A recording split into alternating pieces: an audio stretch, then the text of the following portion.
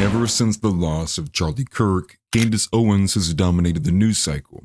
Some would say for good reason for her investigative work, asking the right questions and digging for the truth, but others, as we will explore with Tim Pool, would say for nefarious reasons, or even go so far as to say evil. And get everybody to pull their donations using the insinuation they murdered Charlie Kirk is evil. It's evil. Now, leading up to this point, Tim had been taking shots at her over the last few weeks, some of which we will cover, before he fully crashed out over one of her latest posts. The post in question is from yesterday, December 2nd, where she says, "I can now say with full confidence that I believe Charlie Kirk was betrayed by the leadership of Turning Point USA and some of the very people who eulogized him on stage.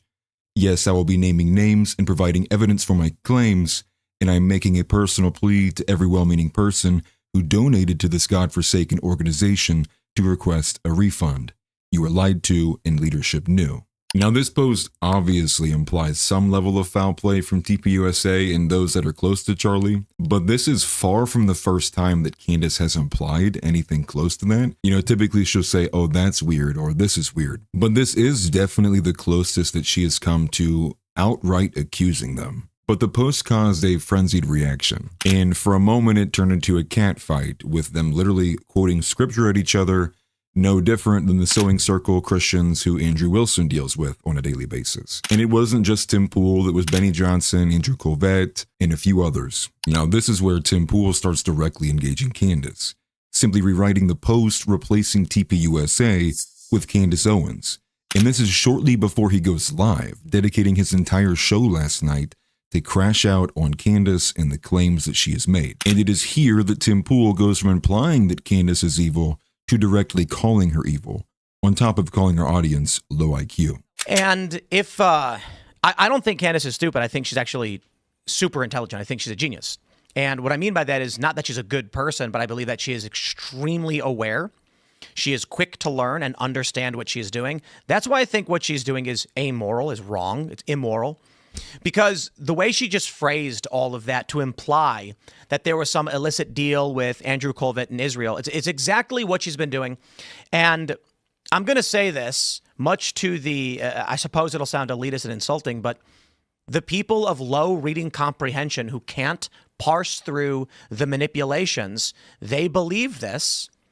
I was at the poker room over the weekend, and there were these young guys who were like, "Did you hear that Candace is in hiding now because Israel and they're trying to kill her over this Charlie stuff?" And I said, "You mean how she posted her show was off the air for the week because it was Thanksgiving?" And they were like, "She didn't say that." I'm like, "Yeah, she didn't say anything. It was vague." That's what she does, vagaries, so that you connect the dots and you can believe whatever it is you want to believe without her actually having said anything. So let me put it like this.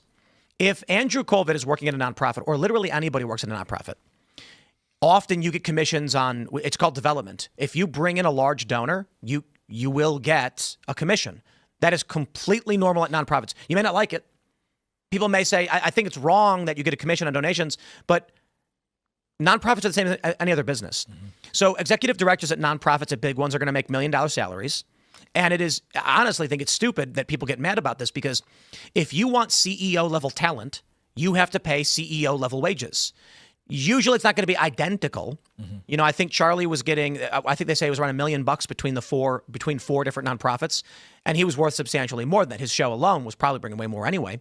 But if Colvett or literally anybody was organizing some kind of deal, be it with Netanyahu or anyone else, now you can argue that in of itself is wrong. But getting a commission on a donation is actually fairly routine for big organizations, especially when someone is working, they call it development. So the insinuation now is that Turning Point USA killed Charlie, but the sledgehammer, of course, is when she says everybody should request a refund from this organization. Now, obviously, y'all know that, we have the minorest of drama issues with Turning Point. We're not going to be there at AmFest, but it is what it is. I ain't crying about it. I talk to these guys relatively often, so whatever. But the idea that you would try to destroy them and get everybody to pull their donations using the insinuation they murdered Charlie Kirk is evil. It's evil. So the sledgehammer here is the request from Candace to have members pull their donations because the belief is that Candace is setting out to destroy TPUSA. Well, funnily enough, shortly after Candace made that post, she quoted a comment in the replies that mentions that Turning Point removed the refund policy section from their sites, adding that she has been trying for 2 months with no luck. To which the top comment to that post is a woman claiming she has been working on a story about that specific problem, which I did look over the websites and there isn't anything like a refund portal per se, but there is a contact page where you can make a message about a donation inquiry. Now, how effective that is going to be to actually getting a refund is entirely a different story. But if you're asking me, expecting to get a refund on a donation is already retarded. Now, Candace Owens did respond to Tim, but not to his reworded post. She responded to this clip from the tail end of his show last night. I don't think our show generates enough buzz for her to mention. Oh, I disagree. I think she has a lot of respect for you. And I think she knows the show is very important, and I think this will get a response. I mean, maybe. You know, the thing is, like we were looking at that story, talking about how much money she made. There's Twitch is a big problem right now with bots. Mm-hmm. There's a reason why people buy bots to make their viewership look bigger. We're not going to get, so right now, what do we have? We've got we're split between Rumble. We have 46,000 concurrent viewers, which is it's actually really good because 4 years ago, when we were in the off season after the 2020 election, we were averaging about 27,000 concurrent viewers. So the show has grown, its consistency, and all these things. I don't need to bot or buy views or do anything like that because honestly, I don't really care if it's number 1, number 10, number 100. But people don't understand that Candace has one really big show she does every day, and it's big. People really like it. That's great if they like it, whatever. And so you'll hear in the press about how she's so big. Well, actually, across the board, I'm pretty sure we get equal to or more views than she does. As a company, I've got 4 different shows of different subject matter, and then we've got audio side, then we've got the other shows. So, I think if I were to stop doing 5 different shows and just do one, I don't think I'd get as many views as Candace, but I think I'd probably get like 60, 70%. Whereas, Tim Castello does about 500,000 and she does like 2. If I stopped doing all the other shows, the viewers would concentrate around one show or whatever. My point is, there's a handful of it's you have to break down total viewership per company per view. So it's like her show's really big, but it's one hour-long show per day, right? Candace writing in response to that clip, I have never used bots, nor have we spent a single dollar on advertising. We also took $0 from investors. After my highly publicized firing, we made a conscious decision to come back truly solo. Team of just 4 on the podcast, including me, and just 1 person in ads. We actually take it as a major compliment that people think otherwise. Shows the world that things truly can be done outside of the system.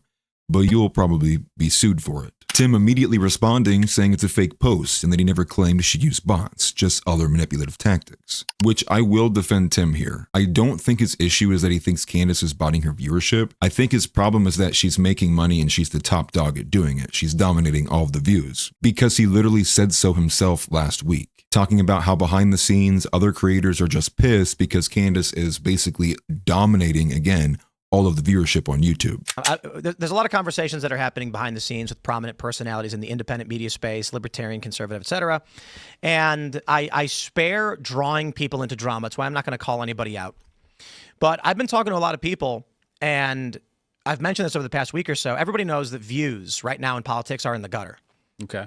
Candace is doing very, very well, though. Right. And I think, look, if you want to get my professional marketing assessment of this, you take a look at some of these prominent personalities, and I don't want to denigrate, so I'm not going to name them, but guys, I'm telling you this right now, go on YouTube, pull up whatever conservative personalities that you've heard of, and look at their view count, and you'll see they've dropped dramatically.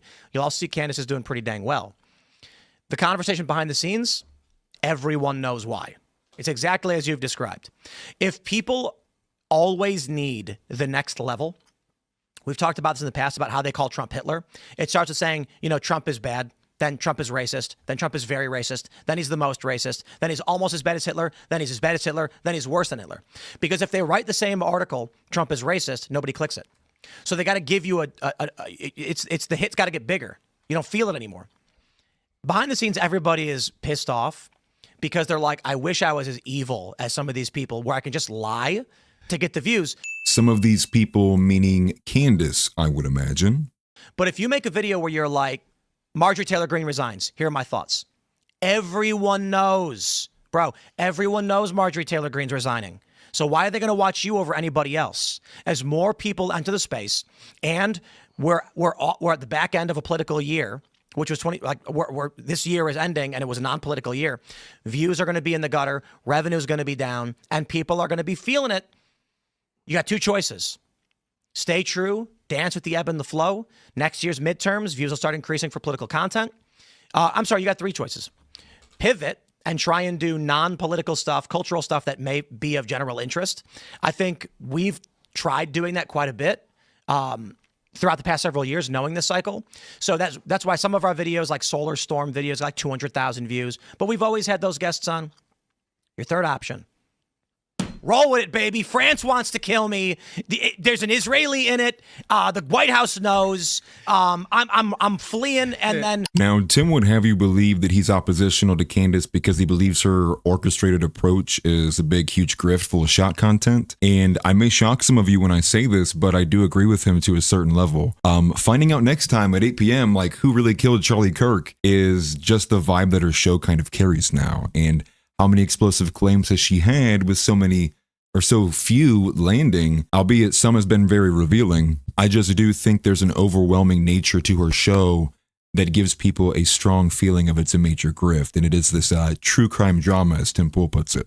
And in the end, though, there isn't a single person who looks good in this entire scenario, from Candace to Tim to even Erica. But at the same time, I don't really buy Tim's contention with Candace to be genuine either. It more than likely does come from a place of envy or jealousy all about the viewership or status. So for example, one of the reasons why I don't buy it as being genuine is because a couple weeks ago, he was against Candace for something entirely different. And this reason is that she's demoralizing to the conservative movement as a whole. You know, I'm looking at the violence at Turning Point USA. And I'm looking at Turning Point and Candace, and it is true. Someone at Turning Point was leaking stuff to her, like for what reason? And I'm wondering what Turning Point is doing. I don't hold Turning Point, responsible for what Candace is doing, but I'm just like looking at this, and I'm thinking to myself, okay, let me put it like this for all you guys. I don't care if Candace is right or wrong, or Turning Point, and anybody else in the drama is right or wrong. That's fine. People are allowed to do whatever they want. They're allowed to talk about whatever they want. The issue is that at the end of August, where were we as a country? We were here doing our shows, talking news and politics, of course, and preparing for the end of the year special, as we often do.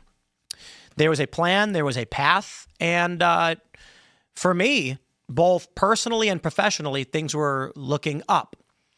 The show and everything here, we're growing. We're bringing on good people. We're expanding. We've got, coffee sales are going up, and memberships and board sales and organization. Skate night events we've been doing have been massively successful. So business is good. And politically, we're riding a wave, baby. Trump won. Let's keep going. Don't get me wrong. There were terror attacks throughout the year, but Trump was on track. I texted Charlie Kirk, and I asked him, just following up on the plan for the end of the year, because Timcast IRL does Turning Point's Amfest the past 3 years. It's an amazing experience, and it's an honor and a privilege to be there.